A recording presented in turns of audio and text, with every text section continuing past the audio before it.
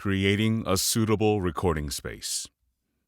Hands down, the most cost-effective way to record good quality audio is to record from inside a walk-in closet. Let's talk about this closet. It's happened to everyone. The lawnmower, the motorcycle, the HVAC unit, the barking dog. And now your take is ruined and you have to redo that line all over again, or that chapter all over again. The thing that's going to resolve this is isolation. As in, isolating a recording space so that the external sounds do not get in, or to block as much of it as possible. The lawnmower is quieter from inside the walk-in closet than from the living room. It's admittedly louder outside the house. Why is that? It's the walls. The exterior wall of the building, the material inside the wall, and the inner drywall are all working to block the lawnmower sound from penetrating the house. But sounds still do get into the house, don't they? That sound is further then dissipated by the air inside the room as it travels to reach another wall, the wall that separates the walk-in closet from the room with its own insulation inside the wall. So by the time the lawnmower sound reaches the interior of the walk-in closet, it's hopefully very faint. Ideally, it won't reach at all. The effectiveness of the isolation is increased by placing materials in the sound's path that have large mass. More dense, more massive a material, the more effective it is at blocking the sound from traversing across it or through it. If your booth was built using 12-inch thick solid walls made out of lead, it would be very isolating. Don't do that, though. It's not good for your health. Don't do that. Now imagine a PVC booth with one layer of heavy moving blanket from a U-Haul place. This might be just fine in a quiet suburban neighborhood that is hardly noisy. You've got the house walls to block the outside sounds already, and it just might be enough. But we know that the lawnmower sound will penetrate that booth quite easily. Now imagine a PVC booth that has 5 layers of that same heavy moving blankets all around. The sound outside is going to have a more difficult time penetrating through the layers of moving blankets as well as the air pockets in between each layer. And the lawnmower sound will be much quieter inside the 5-layer PVC booth than a 1-layer booth. That is isolation. And once you've found or created a good isolated space, it's time to look inside the booth. Because you're going to be performing death screams and swinging those large claymores in battle, there's going to be a need to exist materials that can absorb all those vibrating molecules in the air, which is caused by your voice.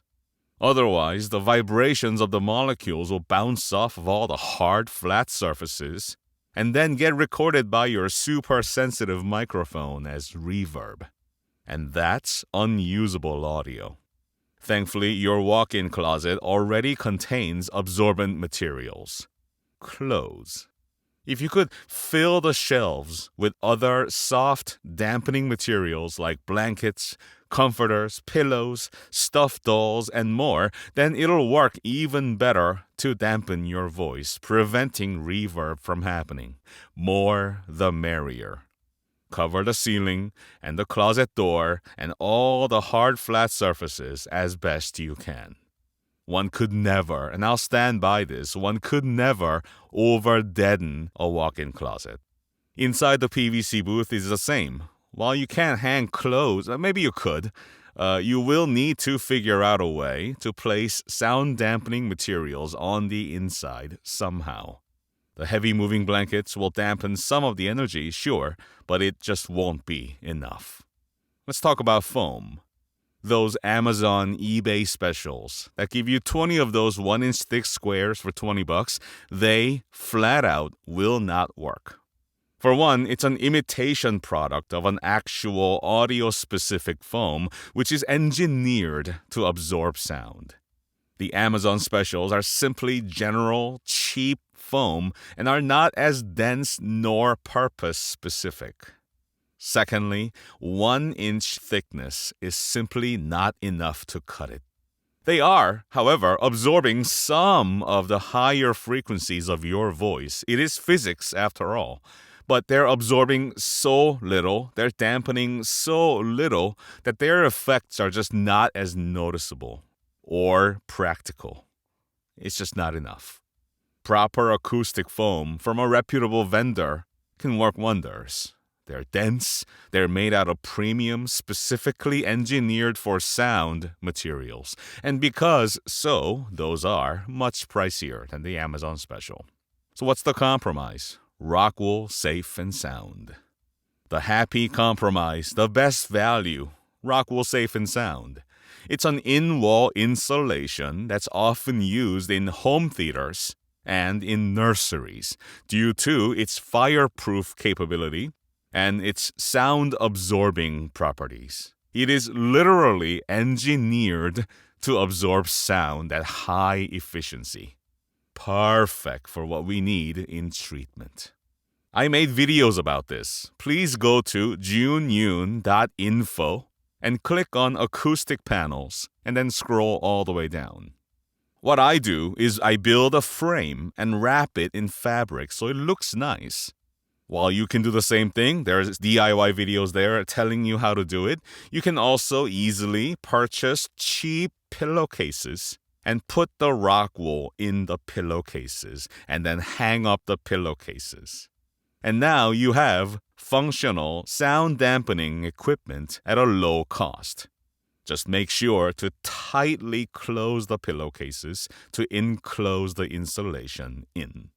It begins with isolation, creating a recording space which is minimally, if at all, penetrated by external sounds as best as possible. If we're choosing a space, the walk-in closet in the middle of the house is optimal. The multitudes of walls between the interior closet and the outside, therefore the number of sound-blocking materials is maximized for a walk-in closet in the middle of the house. If we have to build a booth, the goal is the same. To have good isolation from the outside world by having as many layers of blankets as possible. And then we focus on treatment, the dampening of the voice inside the recording space. The clothes, the pillows, the blankets, and all the other things inside the walk-in closet already do that for you. Inside a PVC booth, the principle's the same. You need treatment with either actual acoustic foam, Rockwool Safe and Sound in pillowcases, or other means of dampening the sound of your voice. And when a combination of good isolation and good treatment is achieved, then you have a good home studio.